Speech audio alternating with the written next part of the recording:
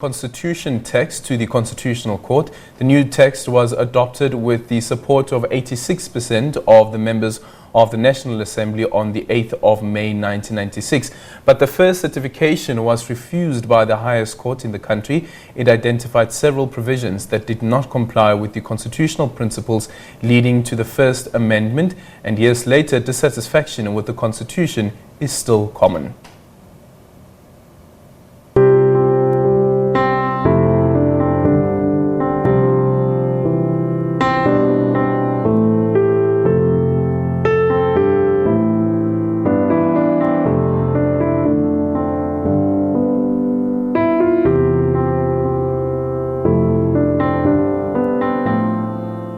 Basically, when we talk about the Bill of Rights, we talk about the cornerstone of democracy in South Africa. It enshrines the rights of all people in South Africa and affirms the human dignity, equality, and freedom.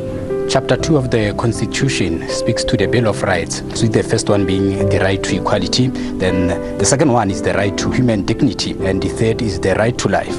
The Bill of Rights further includes the right to freedom and security of persons, access to education, and the right to peacefully demonstrate and petition. The right to dignity is also highlighted in the Constitution. The Constitution further obliges the government to provide services to its people. A constitution lauded as one of the best in the world. A period of 6 years of negotiations, drafting and adopting this unique book of the law. After the Convention for a Democratic South Africa, known as CODESA, and many other sittings before, it was sent for certification for the first time at the Constitutional Court on the 8th of May 1996. A historical day, as explained by one of those who wrote the Constitution. We went on to draft the final Constitution, like you said, on the 8th of May 1996. It was this historic moment when we signed, or at least agreed, the Constitution. And I will never forget that day because it was a day of major speeches being made by all the party leaders. And I think the most known of the speeches that was made that day was the one by Thabo Mbeki, in which he expressed himself, "I'm an African." Whatever the setbacks of the moment, nothing can stop us now. I am an African.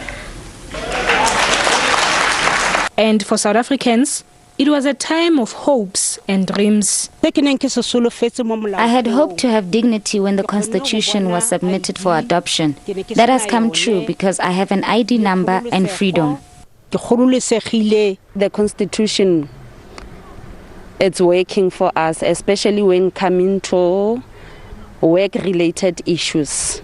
When we read our constitutional rights, we found out that we have the right to be paid what we worked for. But others are disappointed, saying their rights are still infringed. Their biggest concern is that local government is not adhering to its Section 152 constitutional obligations.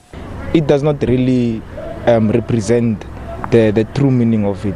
You check under Section 9 and 11 respectively, the right to life and equality. The criminal justice system does not favor black people because they are very poor. They are stealing our money. They are doing everything that they're supposed to be doing it. They are doing it only for them to eat, but forget about the rest of our country people. The judiciary plays an enormous role in defending the constitution of the country, which is sometimes an uphill task. Our duty is to ensure that government adheres to the Constitution through maybe people briefing us, maybe telling us that government is abusing their rights. So I think the current context, it makes it difficult to obviously defend the Constitution. Because remember, right now you're dealing with a debate about land, right? It becomes very difficult for anyone who's a lawyer to defend Section 25, right? Because some people, that is depriving them from ownership of land, of access of land, especially in rural communities. And it is clear that the Constitution as a document alone is not enough. We cannot fall back and say, perhaps this Constitution was ill-conceived and therefore it is not working for society. I am of the view that the Constitution is, as we said in the beginning, as lauded by the world, is meant to be a functional tool to promote good governance. But the Constitution alone cannot take us to the promised land.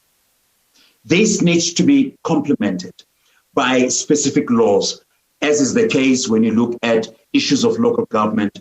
You have your MFMA, you have your Structures Act, you have your Systems Act. Having a constitution does not necessarily guarantee that there will be non-violations of the same. The constitution is guidelines, but when you deal with human attitudes, there will be those who either knowingly or unknowingly would find themselves in a position of violating the key provisions of the Constitution. 25 years later, inequality is still a big concern. When we talk about inequality, I think it's a massive issue that we have to address.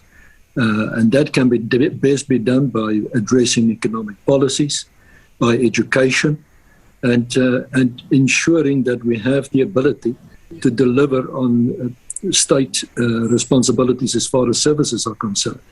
We are seeing in many instances where our communities are struggling because of the lack of proper services. And those are things that need to be addressed too. Mayor feels that not enough attention went into the implementation of the Constitution. We started with the process of implementation, but I think unfortunately, and I blame myself for that, we didn't spend enough time on the question of implementation thereafter. Like I say, we have a beautiful Constitution. It was a major achievement. Nobody gave us any chance to reach a peaceful transition from apartheid to democracy. But we did it. And then came almost the situation where we sat back and relaxed. Widely recognized as the highest achievement of the country, other legislative frameworks were adopted to complement this cornerstone of democracy. Tebogo Phakedi, SABC News, Mahikeng.